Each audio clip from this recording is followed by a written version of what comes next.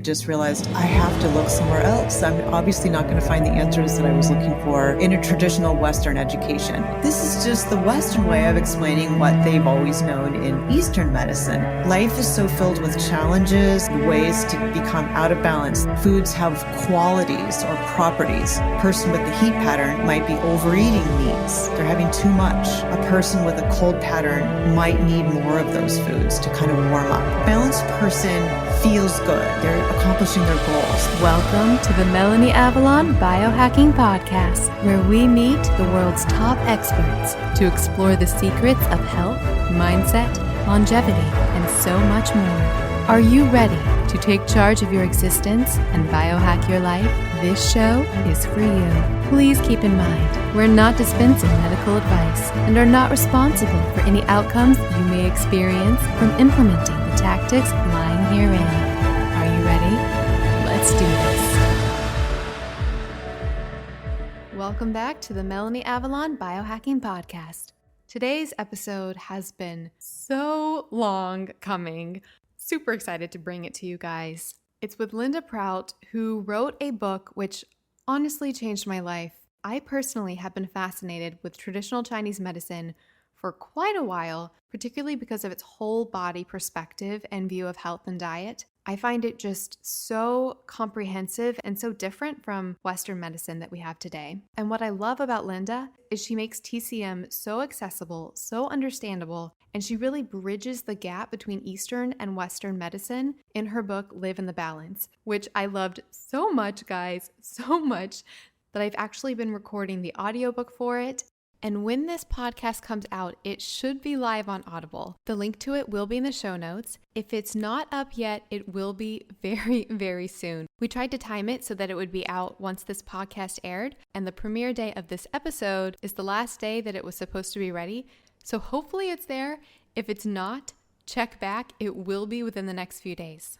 The show notes for today's episode will be at melanieavalon.com/TCM. And speaking of all the links, guess what happens next week? Thanksgiving. Guess what happens after Thanksgiving? Black Friday. To be honest, I was never a big Black Friday person because I'm not a big in-store shopper. I'm not much of a shopper in general. But now that I'm into all of this biohacking health stuff, oh my goodness, there are so many amazing Black Friday deals. It's crazy. So ButcherBox, you guys know I love ButcherBox.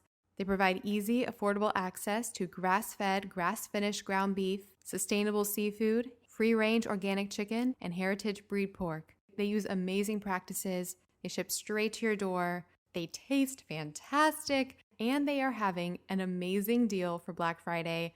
It's sort of ridiculous. Prepare yourself.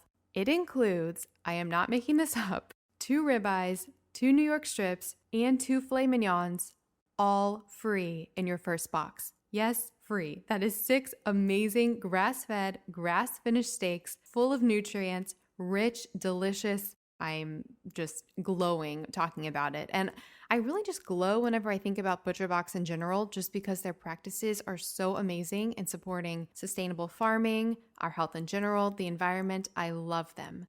So to get that deal, which is not just that deal, you will also get $20 off. I know.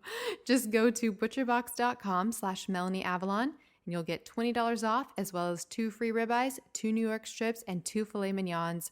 And actually, that deal goes live today, a whole week early. So jump on it now because it will run out and will not last long. Also, you guys know I'm a huge, huge fan of Beauty Counter. They make safe, non-toxic beauty products that are safe for your skin, really, truly work, and most importantly to me, are tested to be free of heavy metals. I adore them. You can check out my episode with Stacey Toth, where we went deep into the science of skincare to understand more why Beauty Counter is the way to go when it comes to non-toxic skin and makeup products. And they are having an insane Black Friday special. It is very rare that they do something like this, so you definitely want to jump on it. Their Clean Friday promotion starts today. It runs November 22nd through December 1st. You can receive 15% off your purchases site-wide and in stores. And you also get free ground shipping on all orders over $50. So like I said, guys, this is huge. You want to jump on it now. Free shipping, 15% off. To shop the Beauty Counter skincare and makeup products, Just go to beautycounter.com/MelanieAvalon. And if you'd like to receive a free Beauty Counter gift, hand-selected and shipped straight from me, as well as get exclusive discounts, deals, and my research on the science of their non-toxic skin support and skin health, you've got to get on my private Beauty Counter email list. It will have all the deals, all the things you want to know, and like I said, we'll let you know how to get some free Beauty Counter stuff shipped straight from me. To get on that email list, just go to MelanieAvalon.com/beautycounter. One more Black Friday deal. I'm super obsessed with the company Inside Tracker. They are really an amazing platform for tracking and optimizing your health. They help you from start to finish to get blood tests and provide a personalized, detailed, and easy to understand analysis along with recommendations for improving your health. I'm actually going to bring them on in a future episode, but that will be airing after Black Friday, so I wanted to let you know now about their Black Friday special. It starts Thanksgiving Day, and it's going to extend through Monday, December 2nd. It is their biggest discount of the year, offering $200 off their premium ultimate plan or 25% off any of their other 7 plans. I am a Himalaya partnered show, and if you follow the Melanie Avalon Biohacking Podcast in the Himalaya app, you will get early access to the podcast 24 hours in advance, so definitely check that out. You can also join my exclusive Himalaya Plus community. There you can discuss episodes, make guest requests, and you'll also get exclusive content straight from me each month. Also, please join me in my Facebook group. That is Paleo OMAD Biohackers, Intermittent Fasting plus Real Foods plus Life. It's an amazing world where we discuss all of the things biohacking, but definitely join that group. We talk about everything and anything, and everybody's welcome, and I would love to see you there. All right, now enjoy the show. Hi, friends. So I am thrilled to be here today with a wonderful woman who I feel like I know very well. I've been working with her for quite a while recently, but that is Linda Prout, and she is the author of Live in the Balance, the groundbreaking East-West nutrition program. Linda, I don't think you actually know this, but I became really interested in traditional Chinese medicine about 4 years ago or so when I started experiencing digestive issues. And I turned to traditional Chinese medicine because I really appreciated the holistic approach that it took to health, especially when it comes to food and digestion. And I'm sure we will get into the details of all of that. But I, of course, found the Bible, I would call it, of traditional Chinese medicine, which was Paul Pitchford's Healing with Whole Foods. And guys, I'm so excited because I just realized that you studied with him, Linda. I didn't know that. That's amazing. I did. Yeah. That's absolutely incredible. When was that you worked with him or studied with him? Oh, that was probably 10 years ago. Wow. Was he just like a wealth of knowledge with TCM? He definitely was a wealth of knowledge and a living example of someone that practices TCM. That's so amazing. So for listeners, if you're not familiar, his book, Healing with Whole Foods, it's this just massive, amazing reference that goes into so much detail about anything you could ever want to know about traditional Chinese medicine, food, the organs, everything, which we'll get a little bit into in this episode. But about Linda's bio, so she actually received her Bachelor of Science in Dietetics from the University of California at Davis, as well as a Master of Science in Nutrition from the University of Bridgeport, Connecticut. And she completed several nutritional therapy seminars with doctors Jonathan Wright and also Alan Gabby, and they are 2 very well-known nutritional MDs who teach doctors on how to use nutrition to treat disease. And she's also mentored with orthomolecular medicine doctors in private medical practices. So Linda, to start things off, would you like to tell listeners a little bit about your personal health history and what led you to traditional Chinese medicine? And we'll get into more of this in detail. But what I really love is you truly bridge the gap, in my opinion, by bringing a comprehensive overview of the healing benefits of traditional Chinese medicine with the perspective of the Western mindset and really making those come together and support the individual. But I know it didn't start out like that for you. So would you like to tell listeners a little bit about your personal journey? Sure. And thanks for having me. So my journey sounds like a little bit like yours. I came to Chinese medicine because I had digestive issues, but I probably had digestive issues because I had eating issues. And in Chinese medicine, we look at that all as one organ system imbalance. So I had pretty disordered eating through high school and college. I would overeat when things were stressful and binge eat when things were stressful, and then not eat and diet when things calm down. And this is a pretty bad thing to do for your whole digestive system. And I could never seem to get things to normalize, and went to a lot of Western doctors with really not getting much help at all. No help. We'll just say no help. And finally, after graduating with my Bachelor of Science degree in nutrition, I went to a Chinese medicine doctor who was incredibly helpful. So it was a combination of telling me how I should change my diet with acupuncture. Diet is just a small piece. It's just one of the branches, as they call them, of Chinese medicine. There's acupuncture and massage and movement and herbs. So as a result of this visit with this Chinese doctor, it really transformed my health. It helped my digestion. It helped my energy. It helped my moods. It really reverberated into every aspect of my life. And this inspired me to want to learn all I could about Chinese medicine. So, with that journey and everything that you found with Chinese medicine and making the changes, like what did you experience with your digestive issues? Did you find things started improving like radically or right away? Or like what happened when you actually did discover this whole world of Chinese medicine and started making those changes? Well, to back up a little bit, in high school, I decided to become a vegetarian.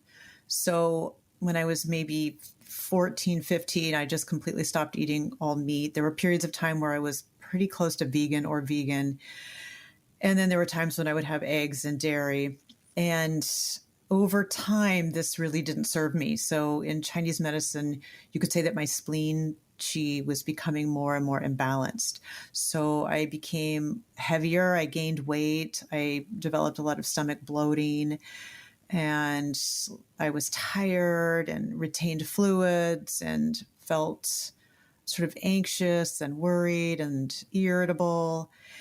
So I went through 4 years of Western education, which is a lot of additional reasons to worry and to get stressed out. Finals were stressful, and it's a lot of pre-med classes. So the classes are really challenging. And I really got worse during that time. So here I am studying nutrition and wanting to understand health through college. And I just got worse. My eating fluctuations became more intense. So more binge eating and more restrictive dieting and worse fatigue. And, my blood pressure started going up. And so after graduating, I just realized I have to look somewhere else. I'm obviously not going to find the answers that I was looking for in a traditional Western education. So when I went to see this Chinese medicine doctor, he took my pulses. And I don't know if listeners know this, but in Western medicine, if we check the pulse, we're looking for just beats per minute. It's one thing and it's a number. How many beats per minute? In Chinese medicine, and this is what's so amazing, there are 12 pulses. And none of them are beats per minute. They're all sort of a window into an organ in the body. So with each different pulse, so there's different positions you can hold on the wrist and different depths you can press into to feel what's happening in all the different organ systems. So he checked my pulse and he looked at my tongue and he asked me some questions. And I like to say he was a man of very few words. He was a man of very few words. And he said, "You need meat." And I said, "Oh, no. I just graduated with a degree in nutrition and I know how to get protein, and I'm getting plenty of protein," because I was eating seeds and nuts and legumes and eggs, which are a very good source of protein. And he said, "No, you need meat." And he didn't explain much more than that. So he kind of left it at that. And he did some acupuncture and sent me on my way. And that's when I started exploring, why would it be meat that I need? Like, what is it about meat that I need? And then I started understanding that in Chinese medicine, foods have qualities or properties. So in Western medicine, my whole training in Western medicine is pretty much about numbers.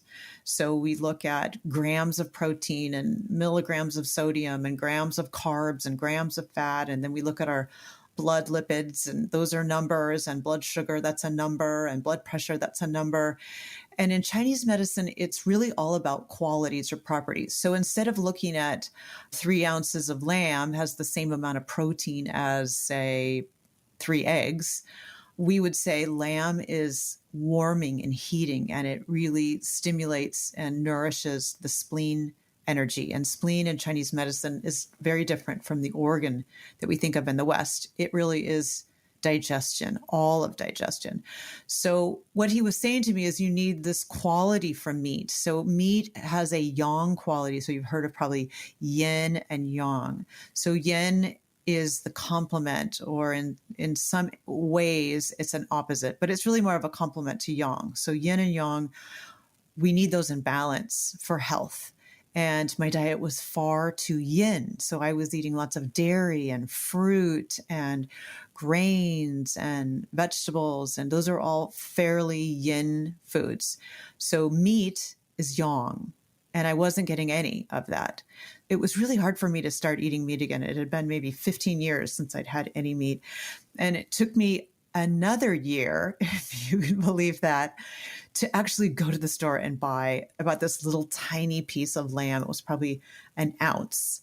And I brought it home and I minced it into tiny, tiny little pieces. And then I mixed it with broccoli and carrots and ginger and garlic and rice and onions and like all kinds of stuff. So I would not really think I was detecting it.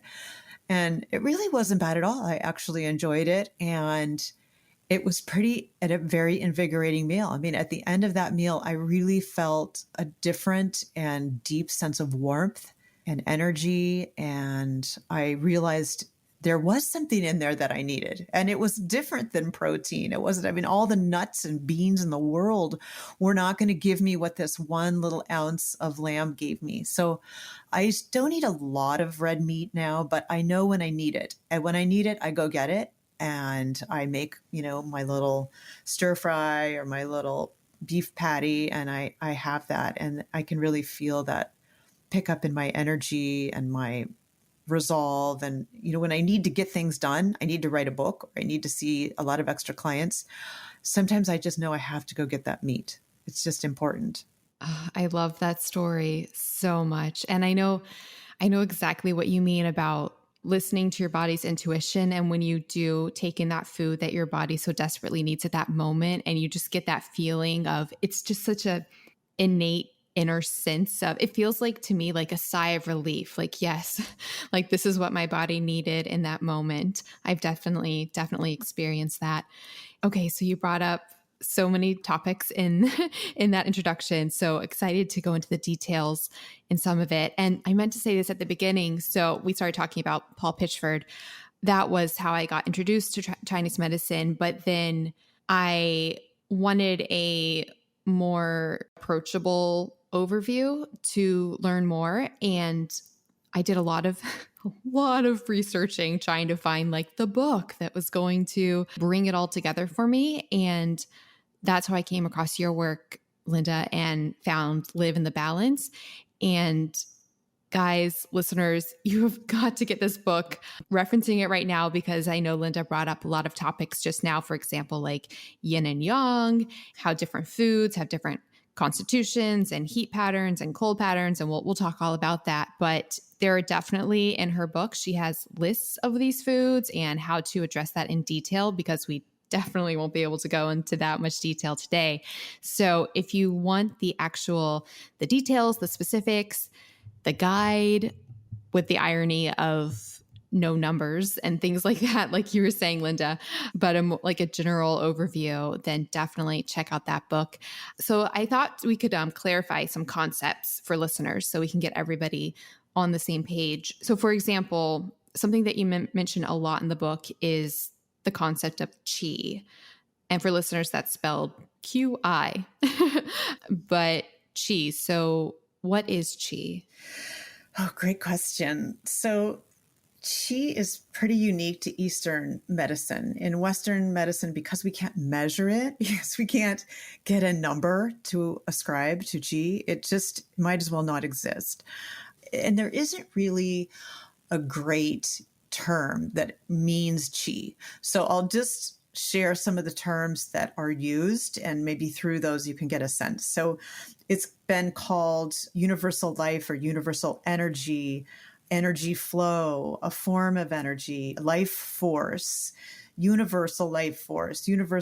So it's in essence a kind of energy. And I think that most of you have maybe even experienced chi flow. So in the case of, let's say you've got, say, digestive issues and you've got this bloated, stuck feeling in your gut where it just feels like nothing is moving and it feels uncomfortable, maybe painful, that could be an example of qi, spleen qi being stuck. So we talk a lot in Chinese medicine about qi getting stuck different places. And actually just pain, a pain in your shoulder, a pain in your knees, a pain in your back or in your neck. That is probably qi that's stuck there. It is in some form the qi that should be circulating freely and effortlessly through your body is getting stuck. So that's how we look at it in the body. There's also disciplines of decorating your living space or your office space called feng shui, which is designed to keep the flow of qi moving smoothly through your home or through your office. And qi is thought to exist and circulate through the entire planet, through the solar system, through the universe. So it's a type of energy or movement or flow that keeps things in balance and harmonized. I hope that made sense. No, that is a wonderful overview. That actually made me think of a really random question. So you're talking about anytime you feel a pain or your digestion is slowed, that's qi getting blocked. So, because I know for a lot of people with digestive issues, they often feel like, they have bloating or like things are stuck. We often will revert to researching it being gut bacteria imbalances or parasites or things like that. So if there is an actual blockage of some sort, be it related to parasites or just, actual literal fiber, so is that still related to qi being blocked as well? I'm trying to like clarify the difference between this qi moving and then actual physical blockages, or like with pain, if it's from an actual tear in something. Does that make sense? Yeah. Well, in the case of, let's say, the gut with maybe bacteria isn't optimal or there's candida, it's hard to know in Chinese medicine what comes first. So it could be that the qi starts slowing down or gets stuck, and then it sort of paves the way for undesirable bacteria to take hold. So then your qi really gets stuck because there's all this mass of bacterial energy, and the qi can't really move through that I don't know if this is exactly how a Chinese doctor would explain it, because we are bridging East and West. And usually the Chinese doctors that I've studied with stay in the TCM or traditional Chinese medicine world with their terms and their explanations. But in essence, both things are happening. So you maybe are getting a candida overgrowth, and also qi is getting stagnant or stuck or blocked in that area. An interesting example is a growth. So a tumor, a breast tumor, an ovarian growth, those stem from stuck qi. So if you go to your Chinese doctor early on, he or she can take your pulses and ask questions and look at your tongue and find out, oh, there's some stuck energy in the abdomen somewhere. So let's get that moving. So in that case, you could prevent getting this growth or this tumor or this mass by getting the qi moving. And that's why exercise is so important, because it helps us move our qi. So you may notice after you go on a big bike ride or a walk or a jog or you dance, you feel really good because your qi or your energy is circulating through your body. And we know that it's harder for growths to happen. It's harder for cancer to take hold when we're exercising. In the West, we would say, oh, well, we're oxygenating the tissues and cancer doesn't like oxygen. So, that's another way of describing it from the West, but from the East, we'd say, no, you're keeping your chi moving through exercise, through massage, through acupuncture, through proper diet. And that's preventing a tumor or a mass or a pain from forming. Okay, that makes so much sense. So it sounds like it's very self-perpetuating either way. If you're keeping the chi moving, that would continue to fuel that, like fuel everything moving, compared to if things start slowing down or getting blocked, that can also perpetuate the buildup and the slowing down of chi. That's what it sounds like. Yeah, absolutely. Yeah. Something that is discussed all throughout the book and in traditional Chinese medicine is this overall idea of one's quote constitution. And then when a person understands their constitution, or where they're at with that, is when all these other factors can come into play. So what exactly is meant by one's constitution? Well, in Chinese medicine, there are 9 different constitution types, and I don't spell them out quite that way in the book. But in essence, you can either be a healthy type, so you are balanced, or you can be what would be referred to as qi deficient. So that would be where this energy just isn't flowing, and a person can feel short of breath and fatigued, and they catch colds easily and flus easily. They're really sensitive to the environment.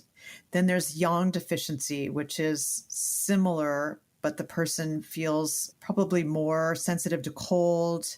They're very uncomfortable after they're eating cold food. They dislike wind and cold and humidity. They tend to be puffy. I'm not going to go through each one of these types because they're sort of nuanced in their differences. But in essence, a person could have too much heat or too much cold or dampness or dryness or wind. That's another way of looking at the constitutional types. It's just a little different way of looking at it.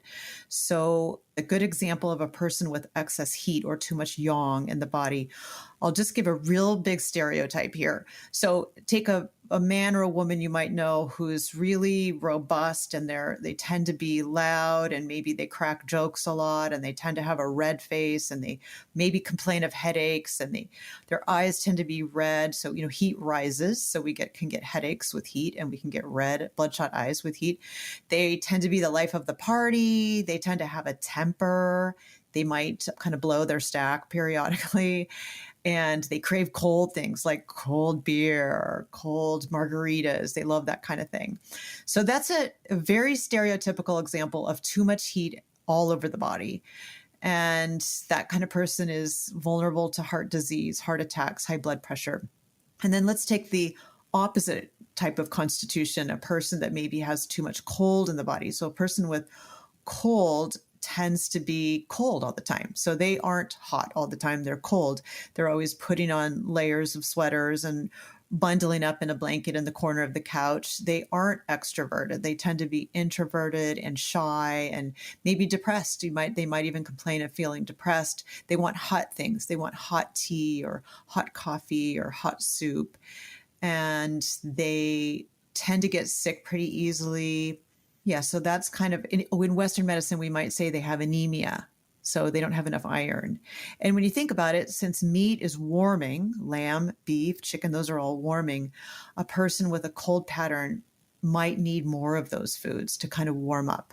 Whereas the person with the heat pattern might be, not necessarily, but might be overeating meats. They're having too many burgers and too many lamb dishes and too much prime rib. It's possible. And then you have a person with dryness. Now that can happen just with age. We tend to dry out as we age. We produce less hormones and less secretions and less oils.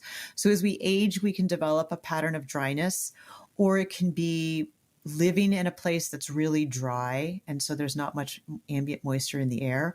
It can be our lifestyle, a lot of stress and worry can dry us out, and diet can contribute to that. So I went to college during the era when we were taught, we shouldn't eat any fat. We should eat the lowest fat diet humanly possible.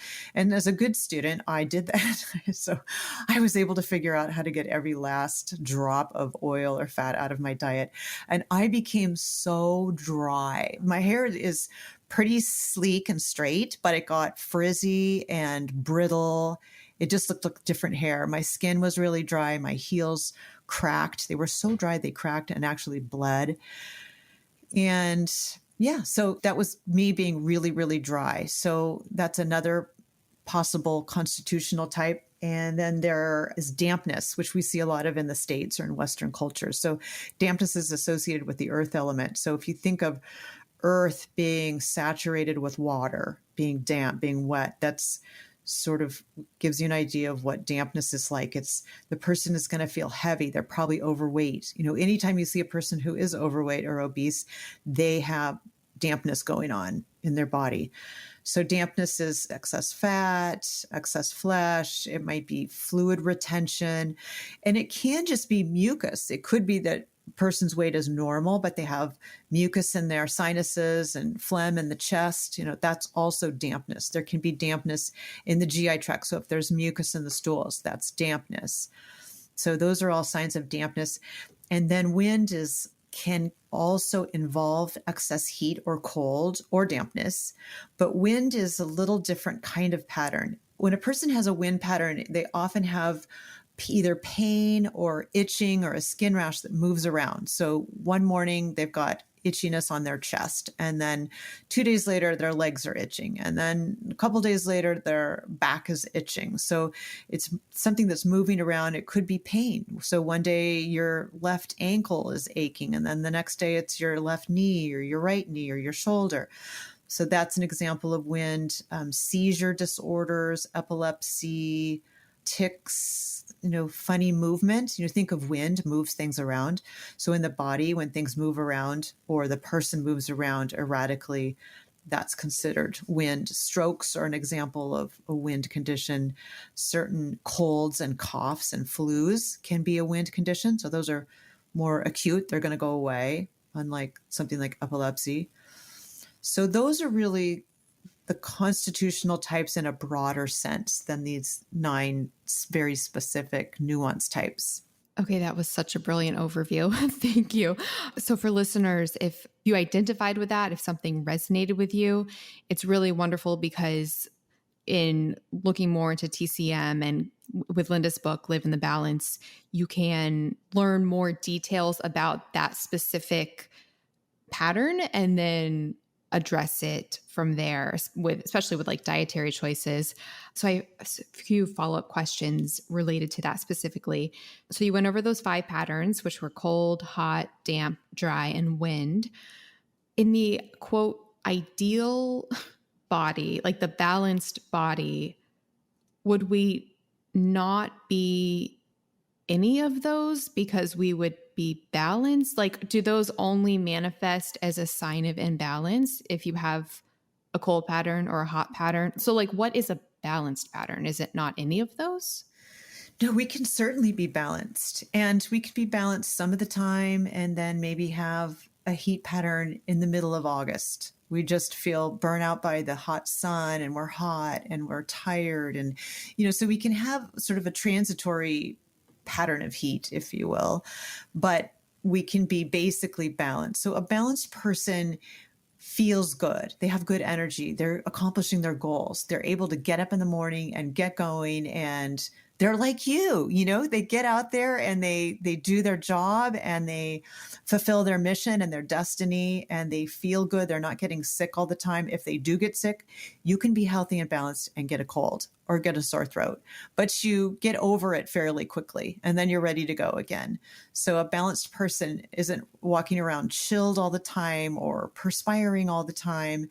They have good energy. They sleep well. A person that has insomnia, there's something imbalanced there. So part of a healthy constitution is the person sleeps well. They don't have wild dreams waking them up at all times of the night or waking up worrying. So balance is achievable, and that's kind of what we strive for. But life is so filled with challenges and ways to become out of balance that it's sort of a work in progress. I wouldn't say if you don't feel perfectly balanced all the time that you've got a big problem, but we know what we want to aim for, and that is feeling good and feeling energetic and pursuing our dreams and our passions. That's really the ultimate in health. And that's what Chinese medicine really helps us achieve is that place, that balanced place.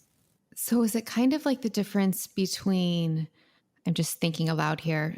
So if a person was balanced, they could go into a snowstorm and, they might get temporarily cold from that snowstorm, but, they weather it out, they can battle it.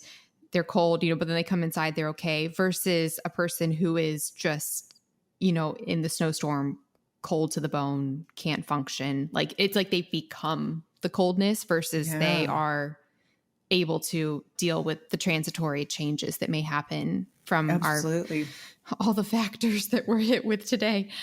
No, that's very true. And a person who lives in a really cold environment, or maybe their winters are cold, they really need those warming foods.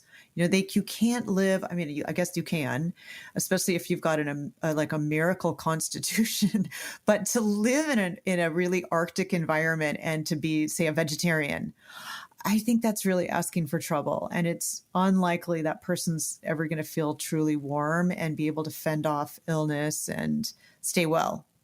Yeah, no, that's such a good point to bring up. It makes me think about, like the different diets of people who live, around the equator, like you were saying, versus the poles, the Arctics, and then even things like seasonal eating, and things like that. And that was something else that you talk about in the book, is how these are also all correlated to seasons and organs and emotions. So listeners, if you thought it stopped there, it doesn't. There's so much. It goes on and on. Hi, friends. I hope you're enjoying this episode with Linda Prout. If you're currently embracing a lower carb or ketogenic dietary approach to balance your constitution, you might be interested in this new supplement by one of my favorite companies, Bioptimizers. It's called Capex, and it's specifically made to support the ketogenic lifestyle. What it does is it helps boost digestion and elimination, which can often get a little wonky on keto. It also works to fuel your mitochondria for energy and exercise. And lastly, it helps enhance your fat-burning metabolism. The way it does this is it breaks down the fats you eat into fatty acids using a proprietary lipase and dandelion extract blend. This basically means that you're breaking down the dietary fat into usable energy so you can actually use it. That means no sluggish feeling after meals. Secondly, Capex helps you transport those fatty acids into the muscle and the liver to dramatically increase the fatty acid oxidation inside your mitochondria. In layman's terms, this means you're transporting way more fuel into your motor and you're increasing your motor's horsepower. So, win-win situation there. A lot of people find that by taking Capex in the morning on an empty stomach when they're following a ketogenic diet, that it really boosts their energy level, and that's without any caffeine. Plus, it can really help in the elimination department, and don't I know about that one. And Capex can also help rev up your metabolism, which can lead to enhanced fat loss. And stay tuned, because I actually have an exclusive interview coming up soon on this podcast with the founders of Bioptimizers, and they're going to dive deep into the science of not only Capex, but the ketogenic diet in general. So stay tuned for that. In any case, if you're a little intrigued, you can go to kenergize.com/MelanieAvalon. So that's KENERGIZE.com/MelanieAvalon. And you'll automatically get 20% off your order with the coupon code Melanie20. Again, that's kenergize.com/MelanieAvalon. The coupon code Melanie20 to automatically get 20% off your order. So definitely check that out. All right, now back to the show. It's really a very elegant system. And if you want to kind of get the overview of the 5 elements and how it all kind of fits together, maybe this is a good time to sort of show that. Yeah, that'd be great. So in Chinese medicine, we say there are 5 elements, or it's sometimes called the 5-element theory or the 5-element correspondences. So the elements are wood, fire, earth, metal, and water. And they each correspond, this is what's so elegant about this system, they each correspond to a yin and a yang organ. They correspond to a sense organ, like the eyes or the mouth or the nose or the ears. They correspond to an emotion, to a season, to one of those environmental influences, those constitutional types we just went through, to a color, to a flavor, a direction. So, and honestly, I think this might go on and on and on. It could really keep going. But so wood is an element and it corresponds to spring. And if you think about it, that's when there's growth. That's when wood grows the most, is spring. And it corresponds to the liver and the gallbladder. And the sense organ are the eyes or sight. And the color is green, which makes sense. Things are green in the spring. And the flavor is sour. And the environmental influence is wind. So spring is a time when you might, if you tend toward liver issues, you might see more liver issues in the spring. Like we see irritable people get a little more irritable in the spring, and there's more allergies in the spring. You might have itchy eyes in the spring. Yeah, so that's kind of an idea of what wood is about. Fire is the yin organ for the element. Fire is the heart, and then it's also associated with the mind. So kind of heart, mind, the small intestine, and the sense organ is the tongue or speech. The emotion is happiness or joy. The color is red and the flavor is bitter. The earth element is associated with the spleen or stomach. So that's what we were talking about earlier, that can get so imbalanced when we eat poorly, we make poor food choices, or maybe we're a vegetarian when we shouldn't be a vegetarian. So that's the earth element. It's associated with the mouth and taste, and the emotion is worry and anxiety. So that's another way you can really mess with your digestion, is to worry a lot and get anxious about things. So when your spleen and digestion is imbalanced, it can feed worry and anxiety. But if you end up in situations that leave you worried and anxious, it can weaken the spleen function. So it can weaken your digestion. And the color is yellow and the flavor is sweet. And that's another way to imbalance your spleen or your digestive energy, is too many sweets. Too many sweets tend to imbalance the spleen or digestion. And in Western medicine, we can look at that as too many sweets feed candida, or feed fungal overgrowth, or feed bad bacteria in the digestive system. The metal element corresponds to the lungs and the large intestine, and the sense organ is the nose, or the sense of smell. The emotion is grief and melancholy. And I don't know if you've ever heard this, but when someone has some problem with their lungs, or they have lung cancer or lung disease, we often see that they've suffered a pretty tremendous sadness, a loss of some kind. So they're suffering through grief.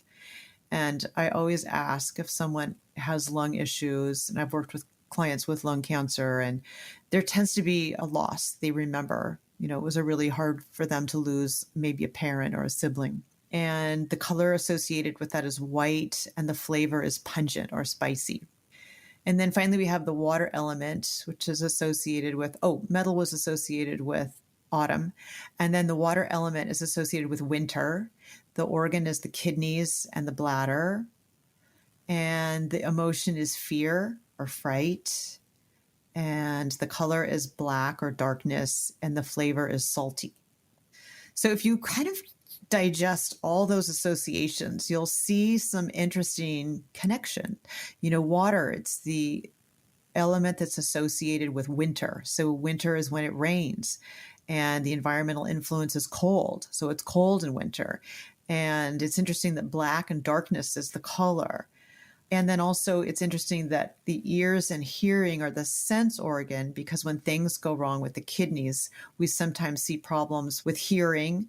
And the bones are also associated with the water element. So when things go wrong with the kidneys, we sometimes see problems with the bones. So in each of these categories, you'll see these kinds of connections. And so within these categories and these connections, just from baseline, are we as humans born embodying mostly one of these elements or multiple of these elements? Or is it like an internal thing? Yes, we're born with a tendency, and then our environment fuels that or feeds that further, and how we take care of ourselves contributes more. But each of these elements are considered archetypes. So there's the wood archetype, that's the doer, the go-getter, the guy or woman that loves to build things, and it's the construction worker. And then the fire archetype is the passionate, the person that can get overly passionate and loves to party and be with other people and can get a fiery temper. And then there's the earth element. You think of the mothering, comforting, nurturing type of person. That's the earth archetype. And then the metal archetype tends to be more of the philosopher, the scientist. A lot of our scientists and doctors are the metal archetype. You don't see them running out there being all passionate at solstice and tearing off their clothes. And, they're more philosophical. And then the water archetype is more of a cold, flowing, a person that kind of goes with the flow, tends to be a little more chilled. Those are just archetypes. So you could be born with a really strong tendency toward one of those archetypes, or you could be born pretty balanced. And then you move to the equator and you become maybe more of an earth archetype because, you're around a lot of humidity and maybe you're eating more carbs or starch. So you can influence your general constitution in some way. Okay, that's really interesting. That's something I've been thinking about a lot because when I was reading your book, I remember the first time so many things would resonate with me and I was taking so many notes and I was like, oh, this makes so much sense. But when it comes to those archetypes, I feel like for me looking at my life, I feel like my internal spirit, if that makes sense, which maybe that relates to the whole life force chi thing. I feel like it hasn't really fluctuated much, but then looking at these elements and the associated, patterns and seasons and organs and emotions, I feel like I've seen a huge shift in me from when I was growing up compared to now. And so I was really curious about how that could change. Did you move? Did you live in a very different place growing up? A different place. My diet now is radically different than when I was growing up. I grew up doing the standard American diet, and now I do a paleo whole foods approach. And then I also think when I did start experiencing digestive issues about 5 years ago, that also seemed to have created I don't want to say lasting changes, but it definitely has affected things really intensely and has further led to my passion exploring all of this. Something I did want to touch on just briefly, because everything you just said, it's so comprehensive. On the one hand, it's very literary. It sounds like, oh, it's like a story and it's beautiful and these ideas, and it can seem divergent in a way from science and medicine and what Western society sees as, quote, real. But if you think about it, I was just thinking while you were talking, you were talking about how, worry is attached to digestive issues, for example. And now we know that, our neurotransmitters, like serotonin, for example, is largely produced in the gut and, massively affects our digestion. And we know we're learning more and more about how our state of mind on a very, quote, scientific level affects things like our digestion. I just think it's so fascinating that this timeless wisdom of TCM, it always knew. And we thought we knew better with Western medicine, but now I think we're kind of starting to realize how it all goes together. The science is supporting what they've known for ages. It's true. And it's been really fascinating I've kind of bounced back and forth between studying Western medicine and nutrition and studying Eastern. And it's so fun because you see oh, this is just the Western way of explaining what they've always known in Eastern medicine. And you're right. We call the gut now the second brain because there's this connection with the vagus nerve between the gut and the brain, and the gut connects and communicates with the brain. And so worry and anxiety is going to be just this massive two-way highway that goes from the brain to the gut, from the gut back up to the brain. Yeah, it's so fun to see the parallels and to just see the different verbiage. We obviously use different words in Western medicine than we do in Chinese medicine. Yeah, no, I love it. I love it so much. So coming back a little bit to the food aspect of things. So when a person does find themselves unbalanced and they are looking to, correct and bring back this chi, this life force, and bring themselves back into balance, So does that ironically call for a temporarily unbalanced diet to correct the unbalance, and then ultimately you would transition to a balanced diet? Because like if you're if you're experiencing an excess of yang and heat, does that mean you need to revert to a cooling diet that would look unbalanced from TCM perspective, but it's because it's addressing the unbalance? No, I hear what you're saying, and I haven't really thought of it in that way, but you could look at it that way, or you could look at it like each one of us has a slightly different need in our diet in some way. So we have subtle differences. You and I might sit down to a dinner together, and I have a little more of this dish over here, and you have a little more of that dish over there because our constitutions are just a little bit different. So I wouldn't say that we're imbalanced. And for me, for example, when I went from no meat to meat, I wasn't really eating a lot of meat. And I still to this day, so I've been eating meat for a lot of years now, I don't ever sit down to big plates of steak, or I don't sit down to a big serving of meat ever, which is really ideal in Chinese medicine. Meat is a powerful food and you wouldn't want a big piece of it. So transitioning from my spleen qi deficient state to a healthy state just required me to put in the amount of meat that I still eat, really. So I guess in kind of puzzling it through just out loud here, I'd say I never really had to overdo, but you will see, this is kind of interesting to watch a lot of people that come into the heart disease program, like Pritikin and Dean Ornish programs. So when they first transition from their pretty American diet, their SAD diet, there are tons of meat and French fries and sugar. It's pretty radical change. They cut out all their fat, which is another story, not good. And they cut out all the sugar, which is pretty good because they've been eating too much, and their white carbs, and they cut out all their meat, which isn't good. But because most of them are hot from overwork and stress and too many heating foods, it's good in the beginning. So they tend to report in the beginning they feel really good. And some of it may be because they're doing some meditation and movement and they have group support. I used to work at the Claremont Resort and Spa in Berkeley, and Dean Ornish would bring his people there to do their retreats. So I got to kind of hang out with them and talk to them. And I would end up seeing those patients after they said, I cannot do this one more day. So in the beginning, they would feel good because they did cut out all the things that were really imbalancing for them. And it kind of brought them closer to balance. But then after a while being that radical with no fat and no meat and mostly raw foods, they started feeling poorly in other ways.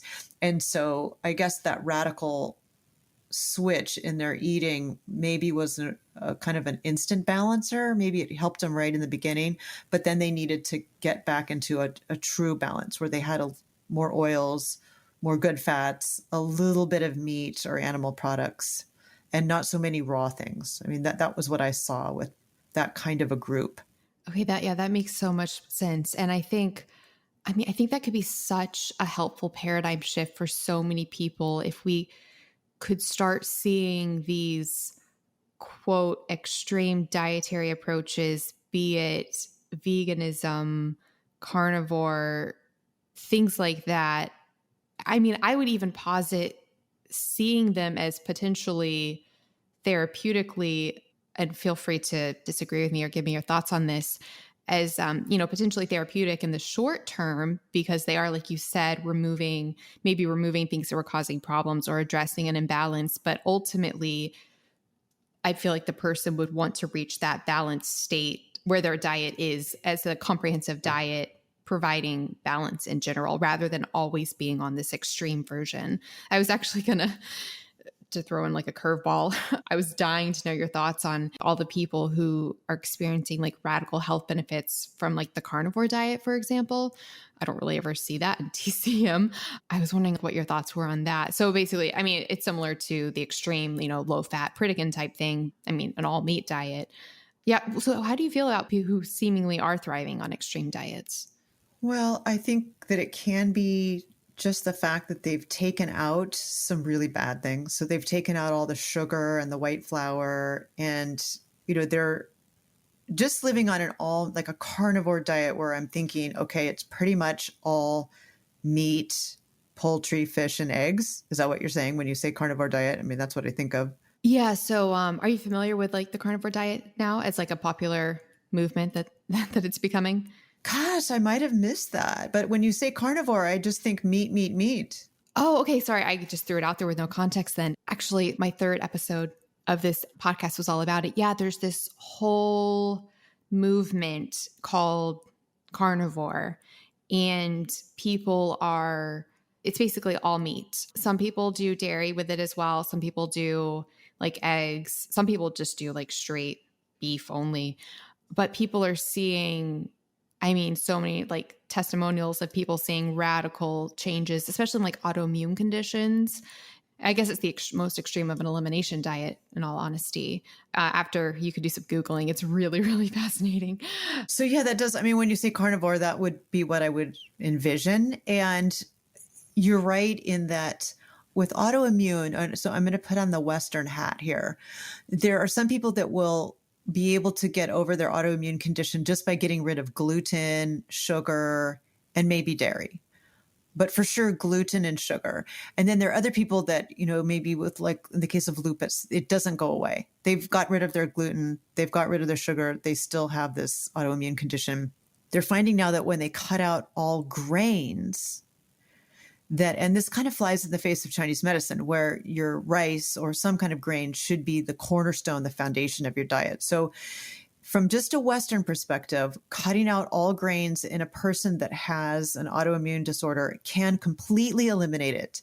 And it's one of the only things that health officials have seen that has completely eliminated certain kinds of autoimmune disorders. Now, I would do other things for people before suggesting they cut their diet back that much. Or at least I would say, okay, we're going to switch to more animal products, but we're going to leave in, say, winter squashes and root vegetables, which are sources of carbohydrate. This is Western thinking. It's not a grain. They aren't grains, but at least it gives you some carb, which I think you do need. And I think for that over time, people that are on strictly meat, unless maybe they live in the Arctic Circle and they were born an Inuit, I think they're going to have trouble.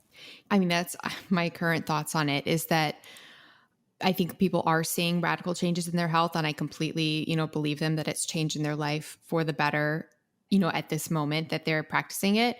I do think people should be open to the idea that it might not be sustainable. And if it's not, that it is okay to, reintroduce foods in the future. Yes. You know what? I just thought of something. In all of nutrition, there's only one medical disorder that diet can actually cure. By that, I mean, it can cure it, it can end it forever, and then you can go back to your old poor eating choices again and not have it. Wait, I am on the edge of my seat right now. Okay. So it's epilepsy. Right. So we've known this for a number of years. So if a person goes on a ketogenic diet, which is super restrictive, imbalanced, it's almost all fat and meat, and more fat than meat. Well, you couldn't possibly stay on a ketogenic diet and eat any kind of carbohydrate. It just wouldn't work. So I worked with a man who was having 5 grand mal seizures a day, and he had a family and a job. So it was not working for him. And he said, I will do anything, but I want to try this ketogenic diet. So we had to do a lot of math. It came back to the Western. This is really Western. Maybe if he had been willing to do acupuncture and Tai Chi, I bet he could have gotten rid of it. But he didn't want to do that. He just wanted to do the ketogenic diet because he'd read about it. So we went on ketogenic diet, which again is mainly fat, a lot of protein, and non-starchy veggies. And I did the math for him. So we kept his carb grams super low. So if you overate lettuce, you would be out of ketosis and you would no longer be, quote, on the diet. So we got the level of carbs that he needed to stick to. And as long as he stuck to that, he had no seizures at all, 0. He went from 5 a day to no seizures. And one day he said, well, I had a couple of seizures. And I said, well, what, did you change your diet? Did you add something back? He goes, yeah, I put a cherry tomato on my salad. Oh my goodness. So just that little tiny bit of carbohydrate in that cherry tomato was enough to flip him out of ketosis, which is if your fat and protein levels high enough and your carbs are low enough, you produce what are called ketone bodies. And somehow these go to work to repair the brain. And if you can hang in there, and he did it, if you can hang in there, it's different for everybody, but at least a year eating like this, you can fix the problem in your brain. You can actually turn off whatever's causing these seizures. And so he was able to go back to, he ate healthy since then. Because he said, look, when I eat more meat and fat and leafy greens, I feel better. I feel better in every way. So it's not just I'm not having seizures, but I really feel good. So he's eating more that way. He didn't go back to a complete junk food diet, but he can eat cherry tomatoes now, and he doesn't have seizures. But there's a great example that supports what you are saying, that maybe a really restrictive, extreme diet could fix something. That is fascinating, because I knew about, using the ketogenic diet to address epilepsy and things like that. I hadn't actually considered or researched what you were saying about actually curing it and then it not coming back. So huge question. So for example, he had that cherry tomato and had, seizures from that. So if a person is doing a ketogenic diet to address epilepsy, for example, so an extreme case, if they've been doing it successfully for, 5 months and then they have this slip up, does it set them back? Do they have to start over a whole year? Or is it like... No, he didn't have to. And it's hard to find research on it because too few people are willing. It's so odd, isn't it? They'd rather have epilepsy than cut out all their carbs. And with little kids, how do you explain that? I mean, it's a lot of times we see seizure disorders in little kids, and it's really hard to get them to follow. Nowadays, it isn't as hard. But back when they were just starting to research this, ketogenic diets were formulaic, chemical diets that were really disgusting. Like you drank these fatty solutions with fake sugar and chemicals. And, people probably didn't feel very good on them. And then they tasted awful. So it was hard for them to stay with it. But no, you can stay as pretty close and hang in there for the amount of time varies from person to person. So it's hard to say, oh yeah, 1 year and you're good. Maybe it's a year and a half. Maybe it's 9 months. Maybe it's 2 years. I think it's hard to know depending on how much damage has happened in the brain. Yeah, that's so fascinating, because I've actually also been recently wondering a ton about people addressing autoimmune conditions with diet, and just wondering, if they're doing really well for 3 months, seeing a lot of improvements, and then have some sort of exposure to the type of food that was causing the autoimmune problems. I've just been wondering how much, does it set you back to ground zero, or, Yeah, I think it can. That's where the interesting thing comes in with epilepsy and the brain getting actually repaired by this diet. So this is a tangent you won't have to go down, but I have been studying homeopathy for the last 10 to 12 years. And there are remedies you can take that will fix that problem, that will fix that. So yes, you get off the food that's causing the gluten, especially with autoimmune. Sometimes it's all the grains. And sometimes people are just sensitive to so many things. And I get really frustrated over the years telling people okay, here's the list of foods you can't eat. It would be long, okay, don't eat this, don't eat this, don't eat this, you can't eat this, you can't eat this.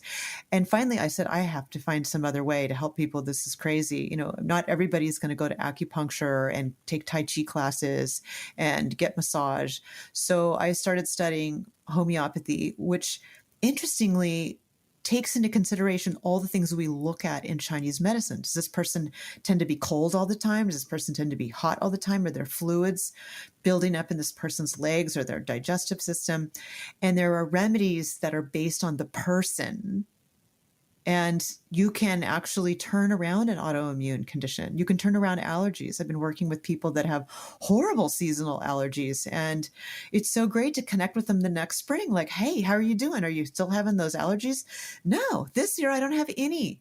We worked through these remedies the season before, and now it's the next year and they're still good to go. it's so motivating. So motivating. Yes, doing a homeopathy interview with someone that's more, that's been doing it for longer than 10 years would be great. A podcast on homeopathy. Oh, I will. To-do list. Okay, writing that down right now. Okay. So actually something you brought up, and I do want to touch on it really briefly. You brought up, for example, rice, and rice is considered, like you said, in TCM, it's one of the like most balanced food. And I think, so honestly, in looking at TCM, the one thing that was always kind of like, because I'm so on board with it and I read all the stuff, I'm like, oh, this makes so much sense. Except, and you brought this up, the one thing that I'm like, oh, but is because there is a lot of talk about different grains and the healing properties of them and healing the body with grains. And that's what I've been struggling with TCM, because at least I know for me, I do not do well with grains. And I've seen, and I know like there's the whole thing about, modern grains in America are, vastly different from traditionally prepared grains. And so, yeah, what are your thoughts on grains and TCM? And then also I know rice being is it according to TCM, like the most like balanced healing food? It's neutral. So it's not cold, it's not warm, it's not damp or dry, it's neutral. And so it should be the foundation, or in Chinese medicine, it's the foundation of all meals. And I think one of the reasons they could get away with this in traditional, I mean, remember, this is a system that's been evolving over the last it's hard to know, 3,000 years, at least 3,000 years. So 1,000 years ago or 2,000 or 3,000 years ago, people were much more physical, and there was no junk food to tempt us, right? There was no little almond joy bars at the store and jawbreakers and jelly bellies and all those things. So it was hard to really throw yourself out of balance with those things. So you didn't have to give up your rice, and you were active. You chopped your wood and you carried your water and you cooked and you led the animals all around and you build things. So you could very easily eat rice at all three meals, and it was a non-issue. I think part of what's happening in today, a couple of things are happening in today's day and age. People overdo carbs. We love carbs.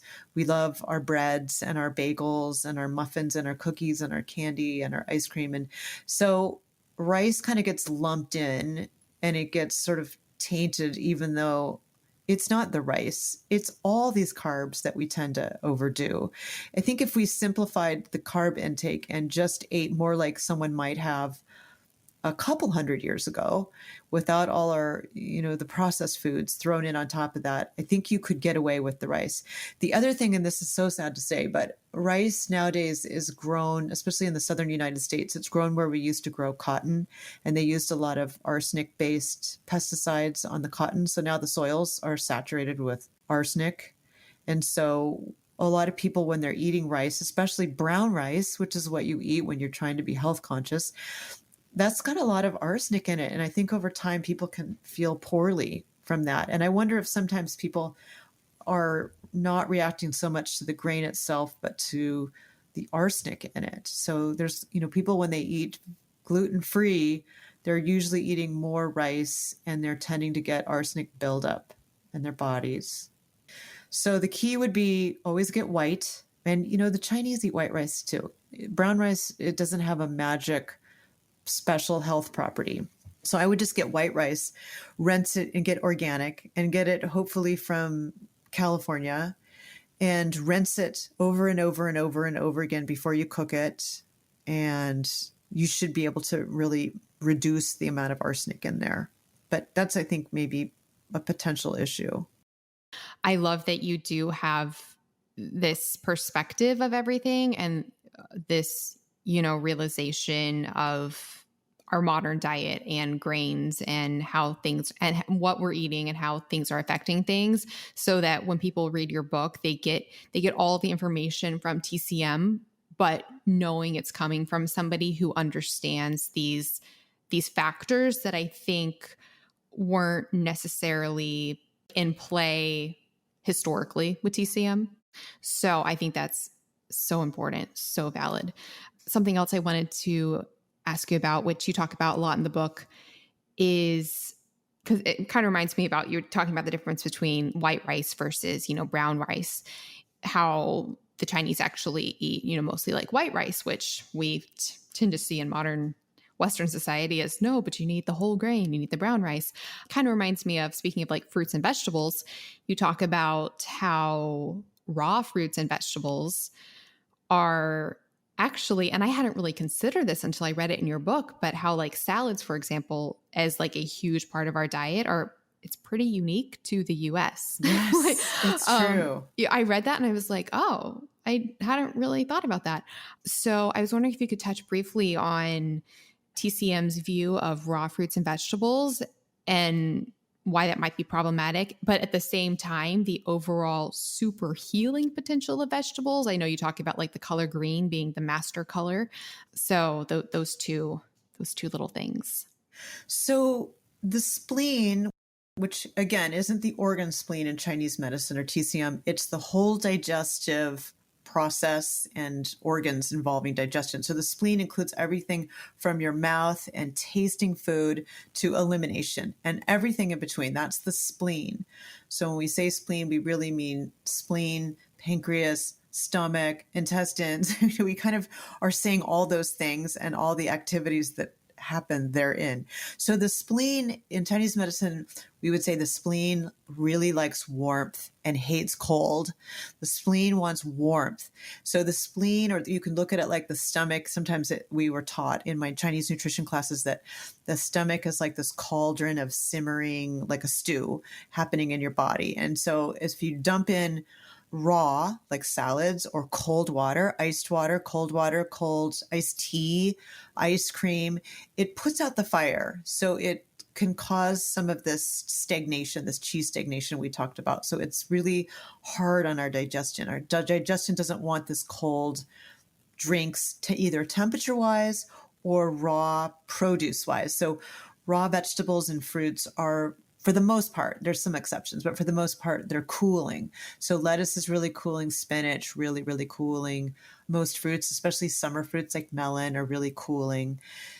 So we don't want a lot of those foods. So we don't want to, belly up to a salad every lunch and dinner. We want more soups and stews, cooked things, stir-fried things, things that even just lightly cooked.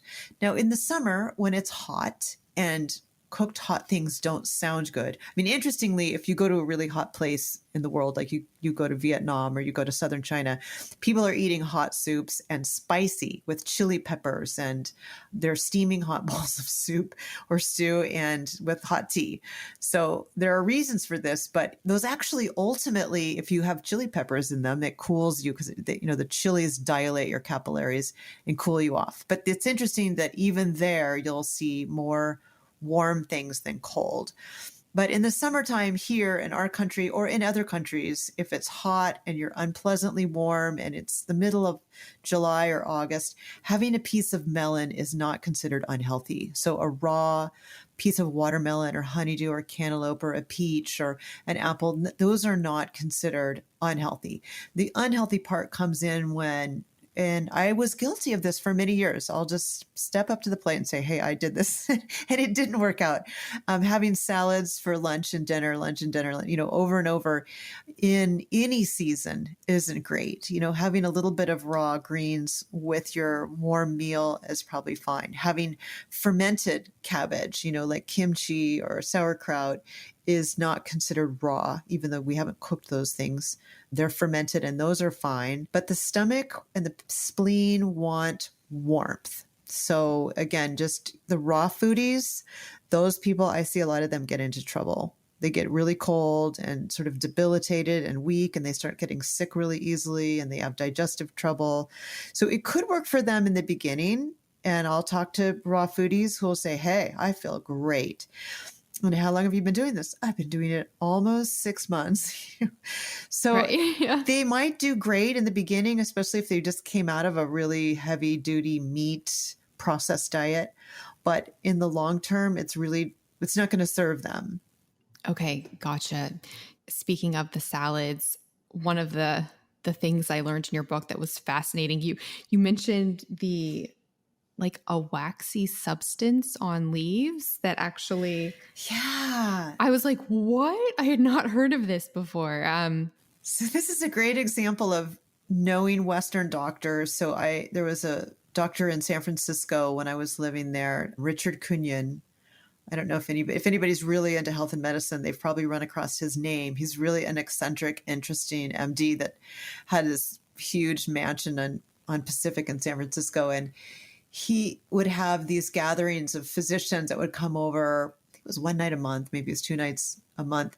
And we would talk about all kinds of things. I mean, one time he had a schizophrenic patient there who talked about how diet would pull him out of his hallucinations. And one night he talked about how he had all these patients come in, most of them women who are tired and sluggish and draggy and bloaty, and they couldn't lose weight, and they were eating salads all the time. And he started doing blood work on them, and he found that when they were eating lots of salads, especially other kinds of leafy greens that were raw, like, you know how everybody's into raw kale now? Mm-hmm. Like kale smoothies and massaged kale salads, especially that kind of green that's a more coarse, hardy green. When you eat those raw, nature actually provides a waxy coating on the outside layer of those types of leaves to protect it in nature, from bugs and elements. And cooking dissolves that wax. So if you think of wax melts when you cook it. So it's not a wax that you can like scrape off and make a candle out of, but it's, there's a kind of wax coating on there, and it's broken down when you cook it, but not when it's raw. So these women, he said, I'm seeing high levels of this wax, and the only place we see it in nature is on the coatings of leaves. Don't even ask me how he figured all this out. But he says, as soon as I get them off all their salads and onto cooked things and, just not raw greens, they feel better and they lose their weight, because this wax actually prevents fat from getting into the mitochondria where it's burned. And so you don't get energy, you don't get warmth, you don't get heat, you don't get to burn your fat off. So it's contributing to sort of all the things we complain about, I think, as a society. I'm overweight, I'm tired, I don't have any energy, I can't burn fat no matter what kind of diet I go on. It was so perfect because in Chinese medicine, I remember one of my Chinese doctors, mentors said to me, I said, why? I would ask him over and over, why are Americans so fat? Why are Americans so heavy? He didn't really like to answer questions. But one day he said, because they eat too many salads. Oh my goodness. Wow.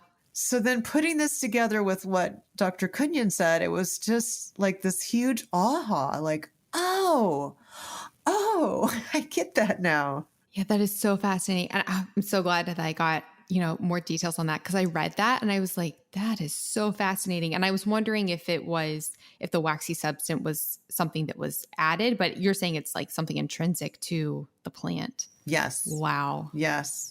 Wow. Okay. So I could literally talk to you for hours. I do want to let listeners know. So in Linda's book, Live in the Balance, she does have lists of all the foods and what foods address all these different types, all these different patterns.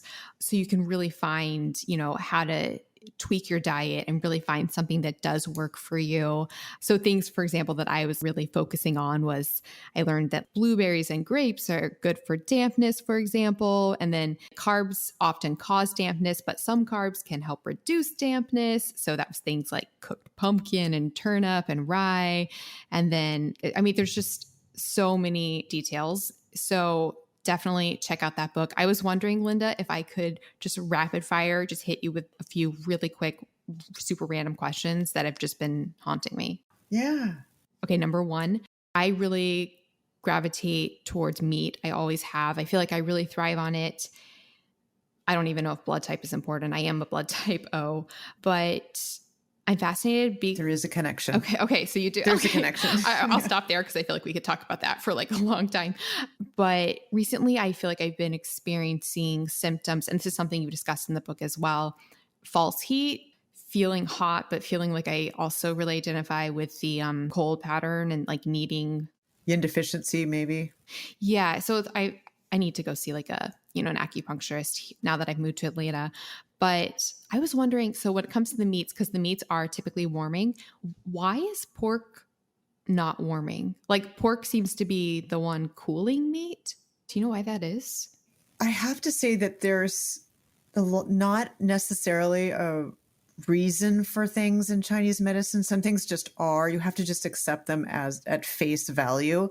So all I can say is it's an interesting observation that in really hot tropical places, they eat a lot of pork and they don't eat a lot of lamb, right? Because lamb is warming and you wouldn't want to be eating a lot of lamb when it's really high heat and humidity outside. So I can only look at things as making interesting observations. But yeah, pork and duck are two examples of things that aren't warming, whereas beef and lamb are really warming meats.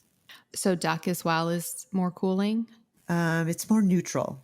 more neutral. But pork is actually, is it neutral or is it cooling by TCM?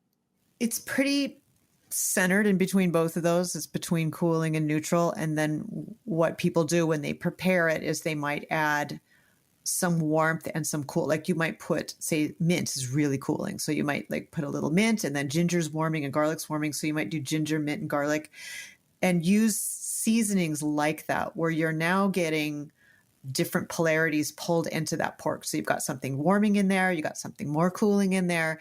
And so you're sort of keeping with the neutral undertone, but you're balancing out things by adding both warming and cooling seasonings, which really helps get the chi moving.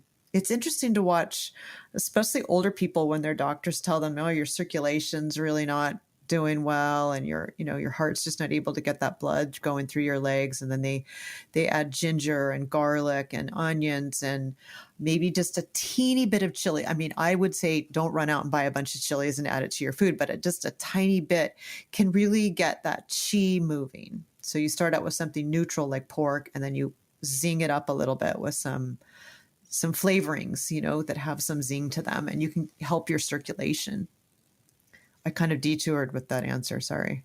No. You didn't detour at all. I was going to say we are on the same wavelength because my second question was actually just that. And maybe this is looking at it from too much of a black and white perspective, but I was dying to know your thoughts on, okay, so comparing, because you talk about how you can make in the book, and like you just said, warming meats, you can make them more cooling, or for example, you could make a cooling foundation of vegetables. You could make it more warming with, warming spices.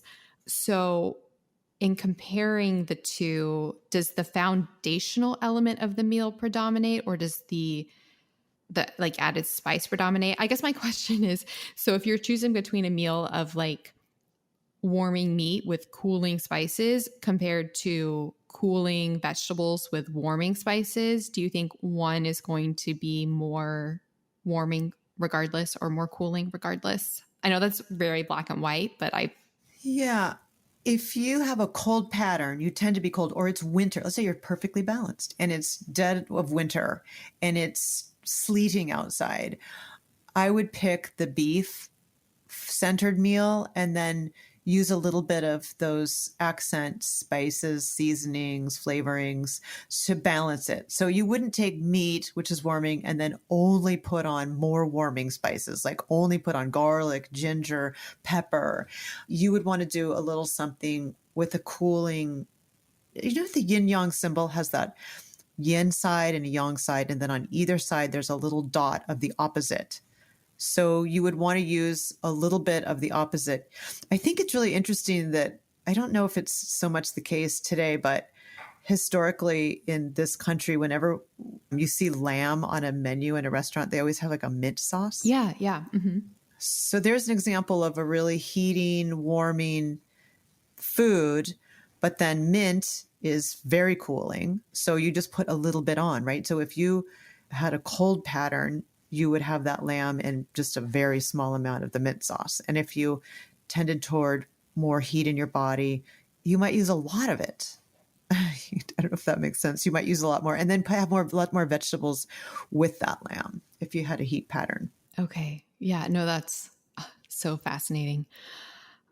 Okay. Well, there's so much here. I could honestly talk to you for like another 5 hours, but instead I will refer listeners again to the book. And I didn't even mention this yet, but I was so passionate about this book that I reached out to Linda about, actually, how long ago was it that I first reached out to you? It was a while back. I think I was kind of busy and I kept putting you off, and it was year and a half. yes. Basically, guys, I reached out to Linda and I was like, can I record the audiobook for your book? Because I'm obsessed with it. And the timeline was crazy. And then I ended up doing some other projects. But finally, the universe came together and we are, well, right now we're wrapping it up, the audiobook version of Live in the Balance. And by the time this podcast airs, it will be up on Audible, which is super duper exciting. And I am narrating it. It's also super excited because it's updated.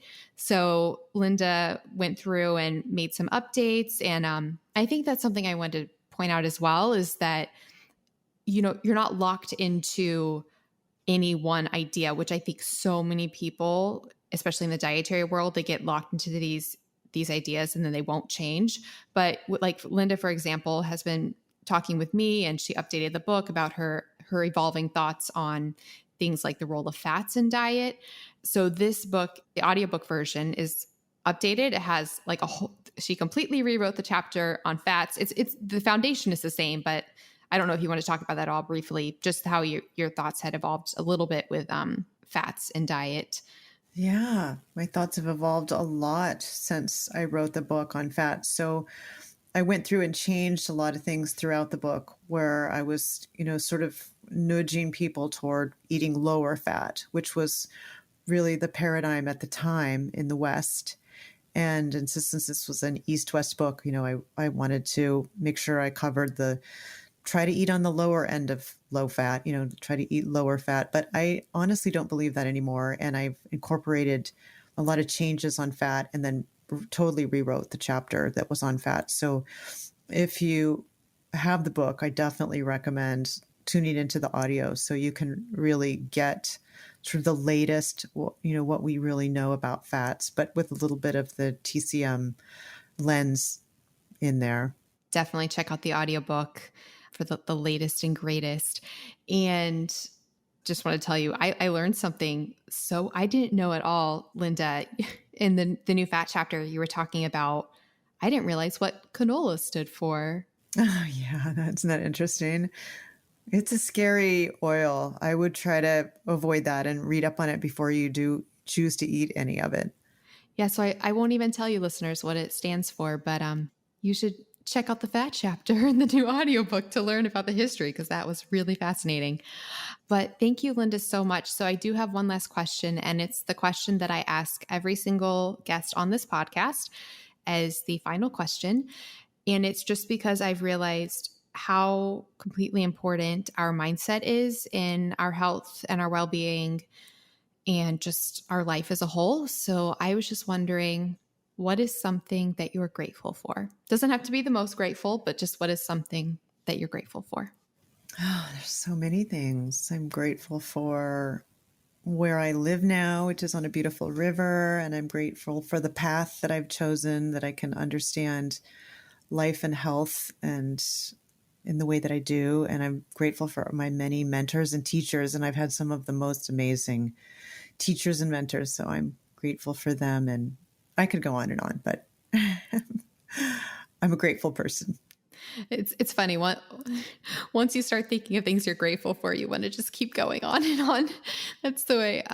But thank you so much. I am honestly, I'm so grateful for you. I'm grateful for your work, for Chinese medicine in general, all of it. So thank you for what you're doing.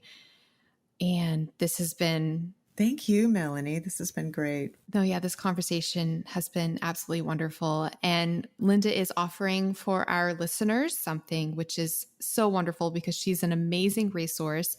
She's offering listeners to email her. You can email her one free question, not like she can't provide a complete medical diagnosis so please do not overwhelm her. She'll be like, what have you done, Melanie?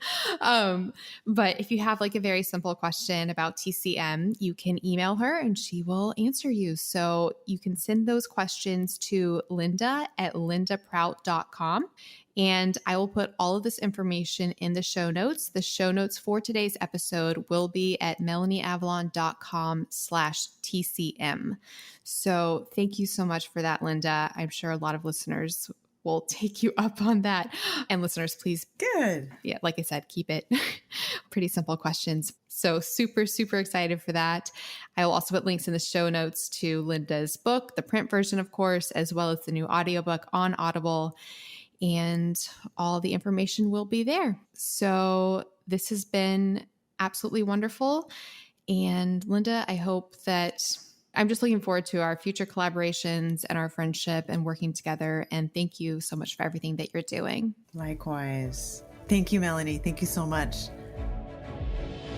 Thank you so much for listening to the Melanie Avalon Biohacking Podcast. For more information, you can check out my book, What When Wine? Lose weight and feel great with paleo-style meals, intermittent fasting, and wine, as well as my blog, melanieavalon.com. Feel free to contact me at podcast@melanieavalon.com. And always remember, you got it.